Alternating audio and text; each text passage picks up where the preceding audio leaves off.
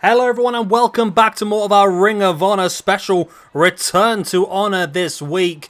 We have got 3 more great matches lined up for you here this evening, including a main event of a 20-man Iron Man match between Samoa Joe and CM Punk. We've got Mercedes Martinez versus Deonna Purrazzo, but first...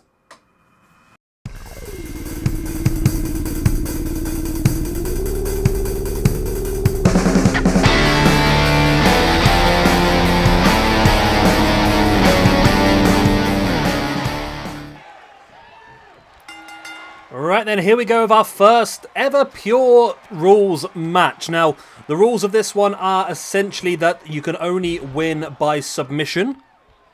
And there's only a 5 on the outside of the ring. I think that's all I've changed, really. I mean, essentially what I wanted to do was to sort of try and recreate the way that Ring of Honor does have their Pure Rules matches. Obviously, it's very limited what we can do within the game.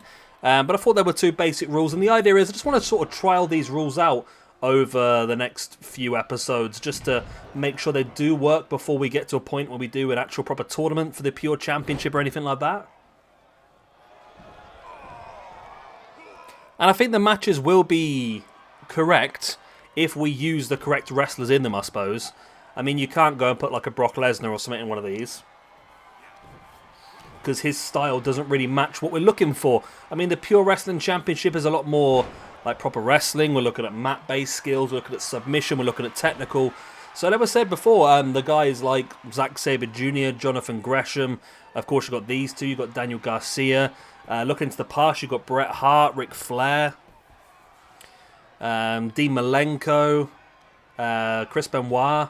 There's so many potential people we could use, and lots of Japanese as well that I probably don't know much about, to be honest. So it'll be up to you guys to probably help me out on that one.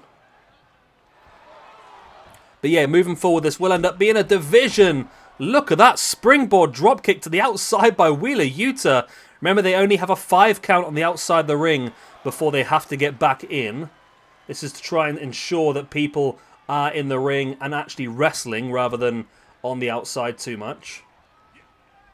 Now, I understand that's possibly going to be a bit of a risk with countouts, but we'll have to just see how it goes. As Yuta now has Danielson down and dropping his body weight across the arm. Both guys back up on their feet, and Danielson comes running through with a drop kick right into the knees. And a nice snap suplex as well by Danielson, who obviously will be the favourite for this one, and Danielson has done incredibly well so far. Yuta's had a bit of an interesting week. I mean, he had that fantastic triple threat on night 1.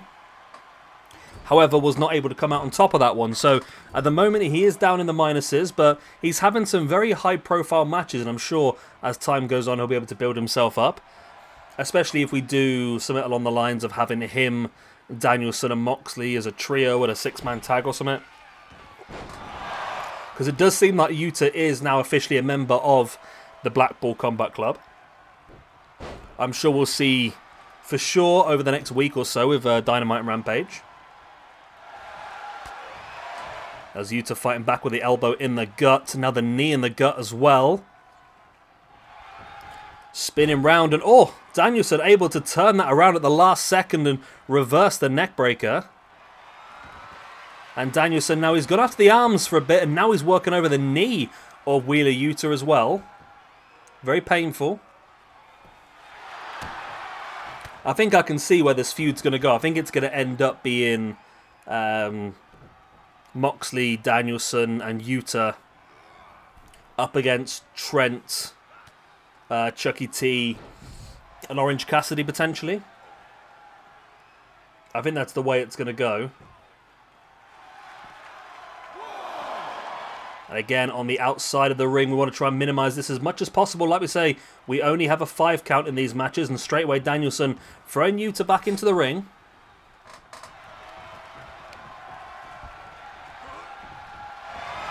And Danielson now has the arm hooked.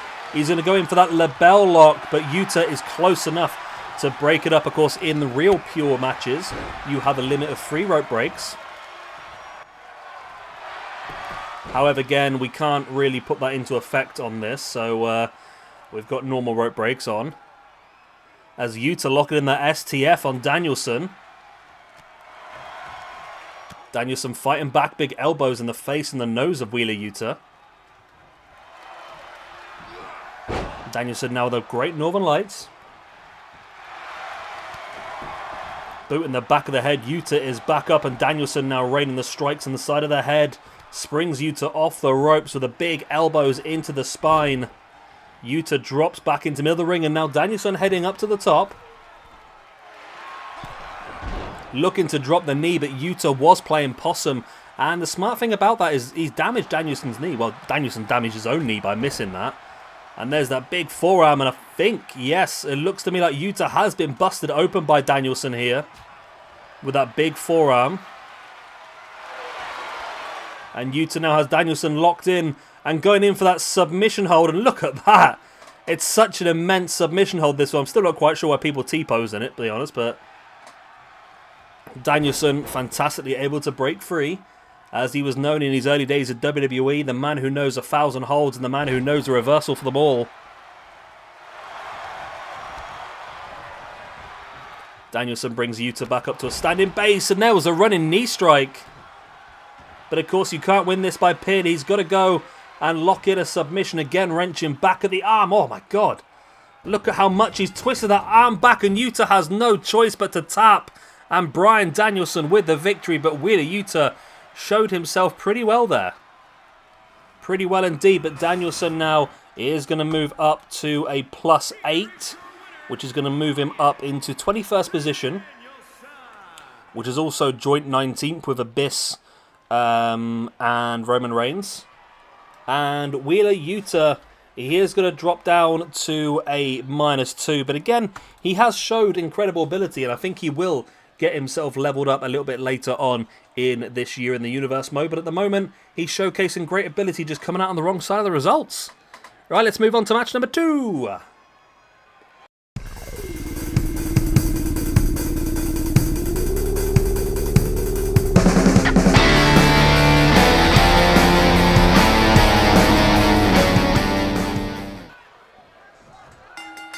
And here we go then, we are underway with the two women who are currently joint Ring of Honor Women's Champions at this point in time. And I thought this was the best option for us to crown a #1 contender for our championship as well. Currently Sasha Banks is our champion, and she'll be defending that belt on night number 7 or Sunday, to those of you who work in days rather than random numbers.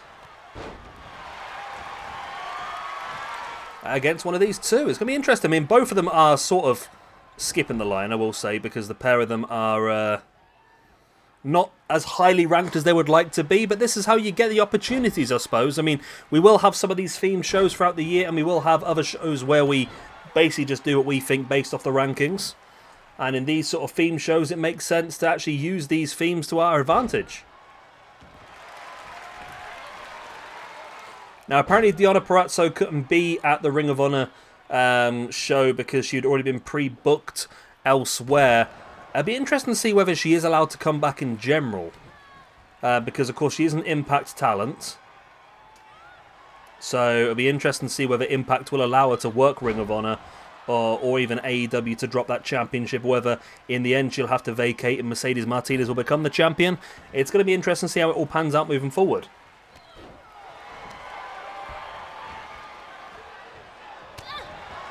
At the moment, Mercedes Martinez swings the punches and the chops, and now hooks Deonna Purrazzo in with a scoop slam, and she's really working her over here. Oh, that's a good point, actually. Let's put Mercedes Martinez as part of our Bloodsport. I completely forgot about Mercedes Martinez. Should be perfect for that. So I put her on the list of potential entrants for that. Now, I did try a lot of different options for women's matches. It's so difficult. There's not that many great women's cores at the moment. I don't have any others, really. What else have I got? Got nothing else scheduled at the moment, female-wise, because we just haven't got the cores. I wanted to use a few others, but they're just not available at this point in time. It's a real shame, to be honest. I mean, apart from trying to get ahead of the curve and using people like Mia Yim, using people like Ember Moon, people that I do think will probably turn. I mean, if AEW are going to be using Ring of Honor as sort of not so much a feeder company, but a chance to give some of the younger talent a bit more exposure, then we might see the likes of Sky Blue. We might see more of Red Velvet. I don't quite still think that Red Velvet's ready. Legit Layla Hirsch, I think, would be perfect as well. So there's quite a few options they could use from their current AEW roster. And until Ring of Honor get an idea of what they're doing TV-wise or shows moving forward, it's going to be very difficult to really sort of gauge what is going to happen. Nice boot in the back there by Deonna Purrazzo, who now locking in that submission hold, wrenching back at the arm.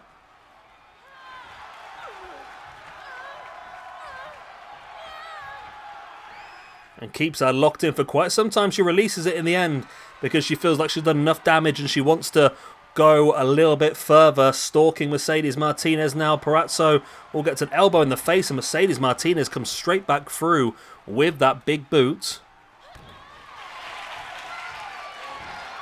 Mercedes now in with that Fisherman's Brainbuster. There's the pin. 1, 2. Oh, only a 2 count.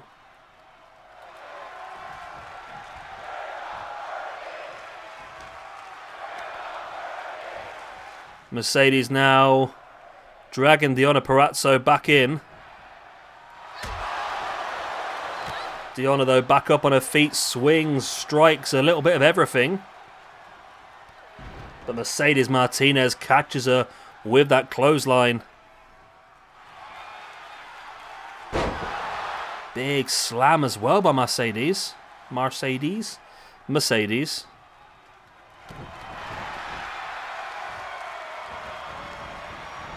As Deonna Purrazzo now elbow in the arm of Mercedes. In with that arm breaker. And now wrenching back.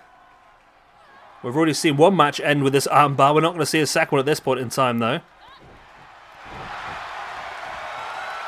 Deonna Purrazzo now heading up to the top rope.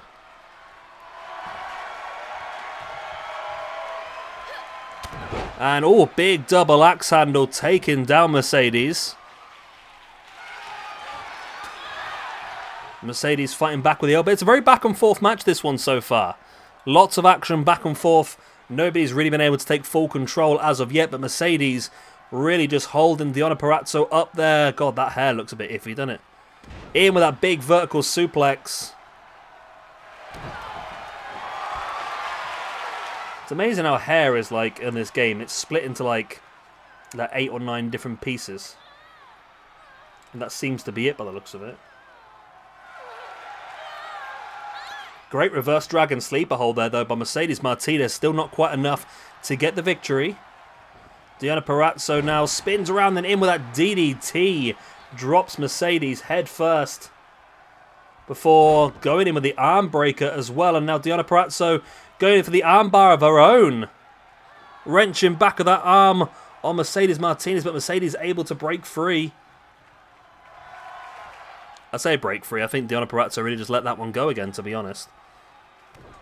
I'm not quite sure why. As Deonna Purrazzo now locking in that submission hold once again. She's got the neck and the arm tied up and Deonna Purrazzo gets the victory. Deonna Purrazzo was currently on 0. She's now going to move up to +1 with an opportunity at the Women's Championship to come at the weekend. Mercedes Martinez currently on -1 is going to drop down to a -2. So not been that great at all for Mercedes Martinez. But it's been a good night overall for Deonna Purrazzo, who gets that opportunity on Sunday.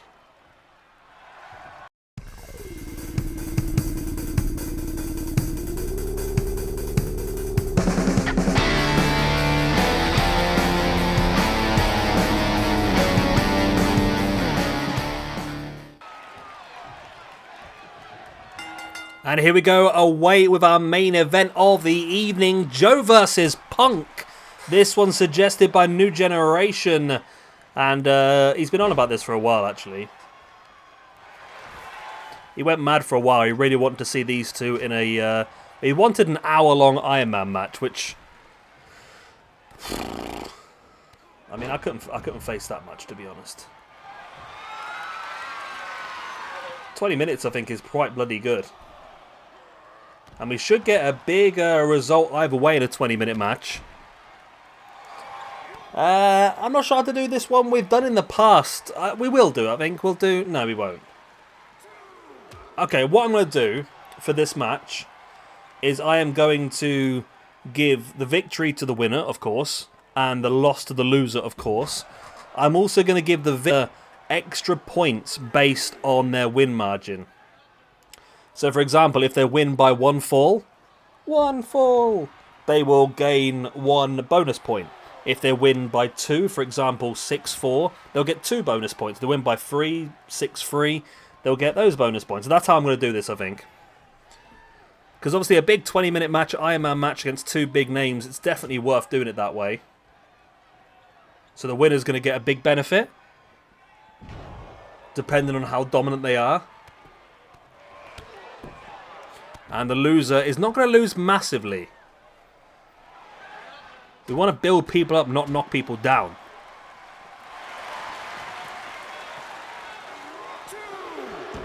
As Punk now sending Joe all the way across. Big boot right across the back.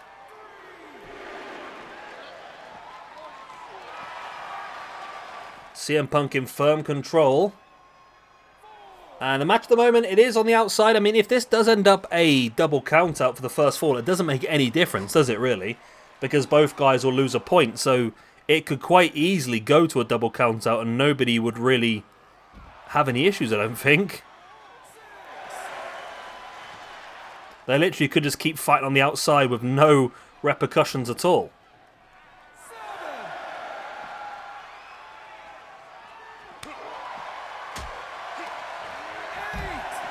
Sent there by Joe, and no, Joe's going to slide back in. And Punk slides back in as well. I mean, the pair of them deciding they don't want to lose any points. Like I say, the double counter would have made no difference whatsoever in this match, but there you go.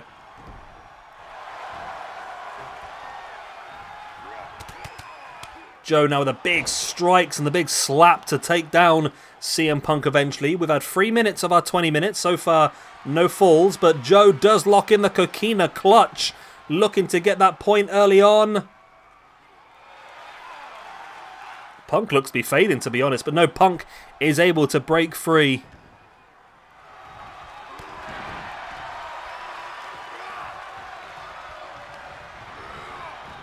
Punk sending Joe into the corner now. Going to take Joe up onto the top. I thought he was thinking Muscle Buster there for a second. No, we saw this earlier on the week from Punk. And he's going to hit it again. The Pepsi plunge by Punk on Samoa Joe. And now locking in the Anaconda Vice rather than the pin. Is Punk going to get the first point here? The Pepsi plunge into the Anaconda Vice. You'd think so, wouldn't you, really? No.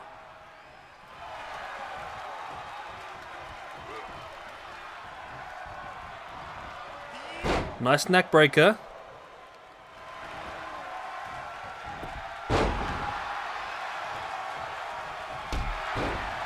And now Joe taking the control. Well, he was for a short period of time, but CM Punk kicks him away. Punk now with the boot into the spine of Joe.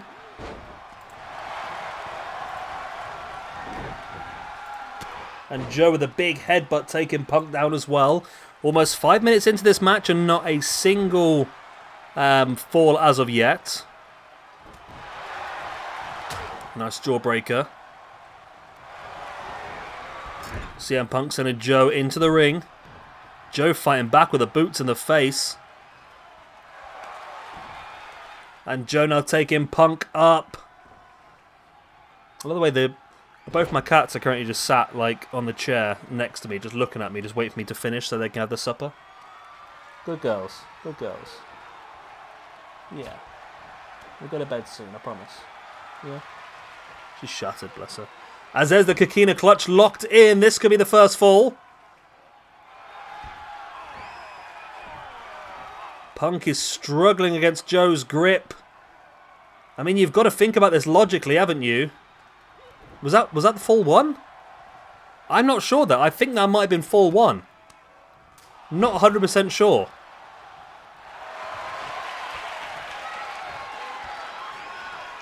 I wish they had like a scoreboard or something. That'd be really useful, that would. As I think Joe's going to go in for the Coquina clutch again. I mean, I don't know if that was fall one because he didn't tap. I mean, this time he might. This time he does tap. Okay, it's now 1-0 to Samoa Joe. 6 minutes in, it's 1-0 to Joe. Punk has it all to catch up now.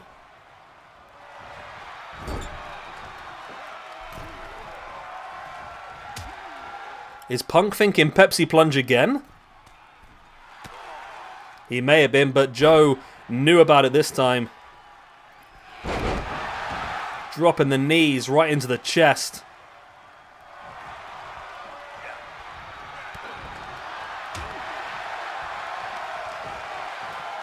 Punk now with Joe up and slams him spine first before throwing him straight back into the middle of the ring and now raining down with the strikes. Again, raining down with the strikes on the grounded Joe. And it looks like Punk is thinking about going high risk. I thought he might be thinking about the dive and elbow, but instead waiting for Joe to get back up to his feet before dropping that double axe handle.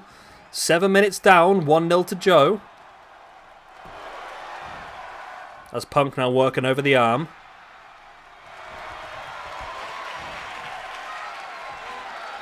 Punk now stalking. Samoa Joe has him up on the shoulder and into that GTS.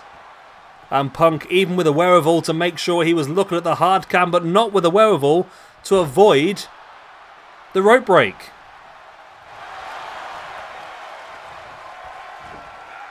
That was poor by Punk, to be honest with you. Very, very poor. Should have been more aware of that.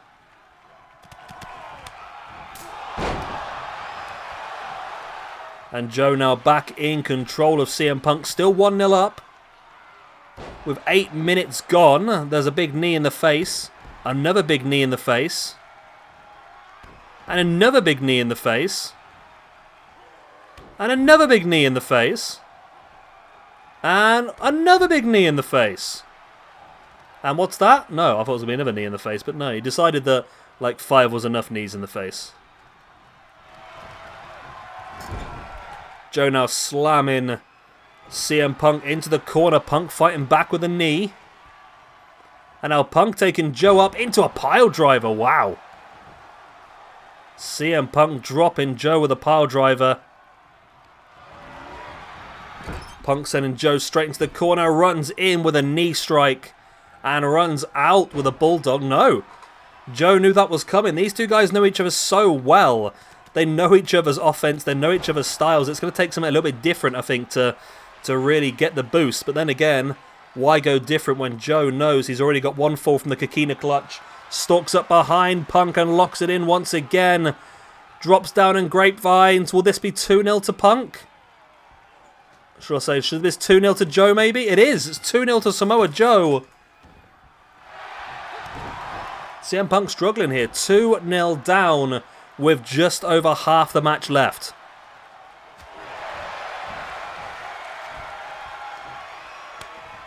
And of course, Joe will be part of our Bloodsport tournament next week. And potentially someone who could go on and win that tournament as well. Looking to drop the knee in the face of Punk, but Punk able to move out the way. Punk's already taken a huge amount of those knees so far in this match. He knew that was coming. Big boot right in the knee there by Punk on Joe. Punk now spinning Joe around, slamming him face first into the top turnbuckle pad. And now the big knees into the gut once again.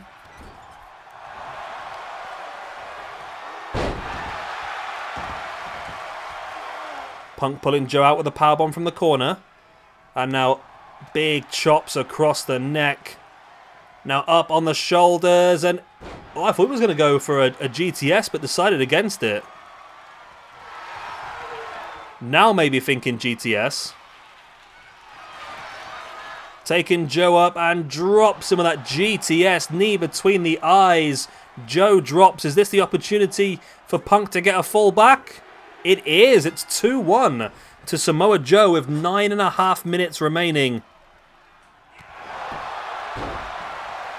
Punk with a boot in the face of Joe and now raining down the strikes.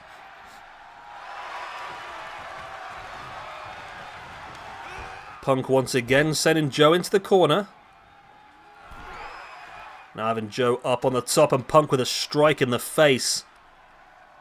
Before now looking potentially in for that Pepsi plunge for the second time during the match. Boot in the spine and Punk in with the Anaconda Vice once again. Straight from the Pepsi plunge. If Joe taps here, they're back even. Joe does tap. It's 2-2. Wow, and there's me thinking that Samoa Joe was going to run away with this, and all of a sudden we're back even.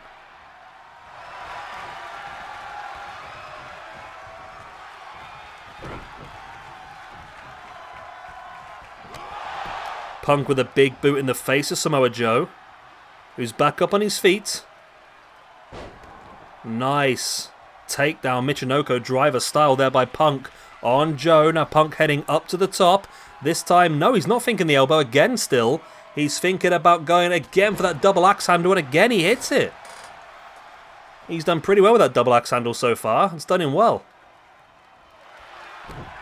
Punk now with a backbreaker on Joe. And Punk wrenching that knee away from Joe, and again pulling the leg back as well. And now Punk with Joe up on the shoulders. He's thinking GTS again. But again, Joe's too close to the ropes, isn't he? No, referee let him have it. Oh, it's only a 2 count. Wow. Wow. I'm surprised with that, to be honest. As Joe, nice takedown there on Punk. We've got 7 minutes and 20 seconds remaining. It's currently 2-2 still in this match. Punk with a snap suplex.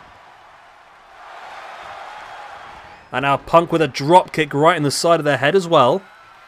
And now Punk once again heading up. This time is it elbow? Nope. This time it's a single elbow to their head.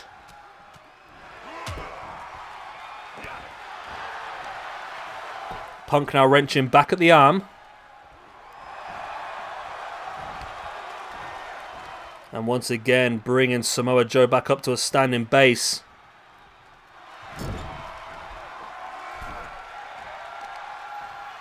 And again, I think Punk might have been looking towards that Pepsi plunge, but Joe pushes him out the way, and now Punk with the elbow and another big spinning kick there by Punk in the by Joe, sorry, in the Punk of gut. In the Punk of gut, in the gut of Punk.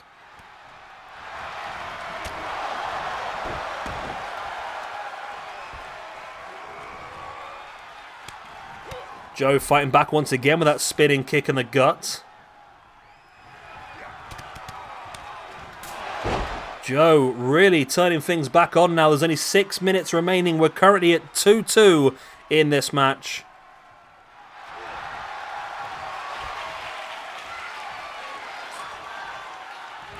As Punk with a GTS on Joe.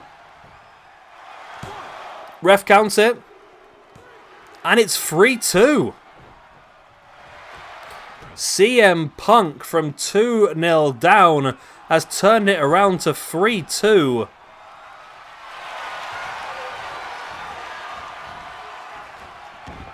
And now Punk locking in this crossface as well with Joe's arm locked in.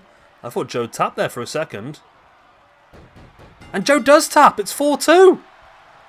CM Punk has really turned this around now.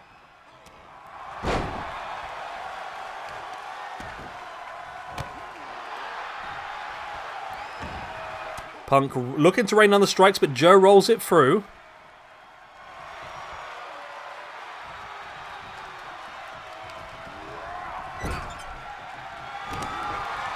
Big knee in the face.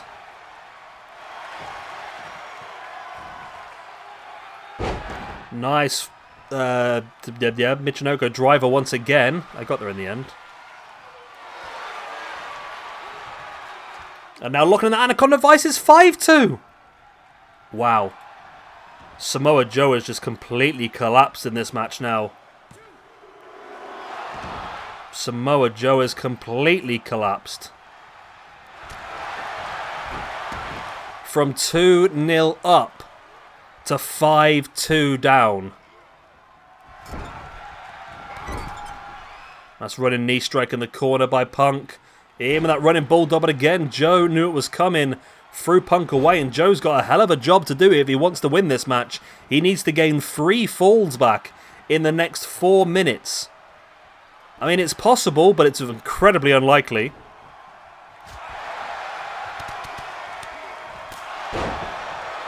Nice discus lariat there by Samoa Joe. And now Joe looking to lock in that Coquina clutch. It's currently 5-2. He's looking to make it 5-3 here. And Punk might just tap because he knows he's got the leeway. He does tap. It's 5-3. He knows he's got that leeway of 2 more falls. So it's worth tapping just to basically just not take too much damage. Because then you can get straight back up and hit Joe with a GTS and make it 6-3. There's the pin. Oh, it's not enough though. Well, it was enough. It was just a rope break. Punk taking Joe down. Punk has 3 minutes to survive, and he is 5-3 up. Michinoku again. And now looking for that big leg drop.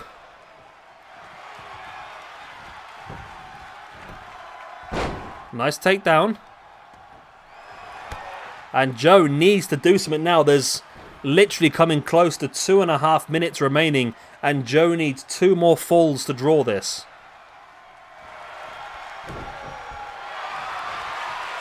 But it's not looking good at this point in time as Punk now locking in that submission. All he's got to do here is just waste time. He's already got 1 tap out from this as well. Is Joe going to tap again? Joe does tap again. That's 6-3 now.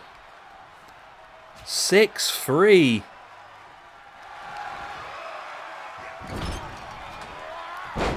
Joe now throwing Punk across the ring.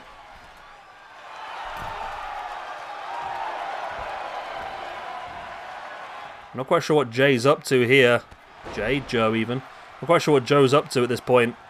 I mean, he's got to do something now in the next few minutes. I mean, even if he doesn't win this one, which is very unlikely now, he's 3 falls down with with 1 minute and 40 left. All he can do now is sort of, essentially,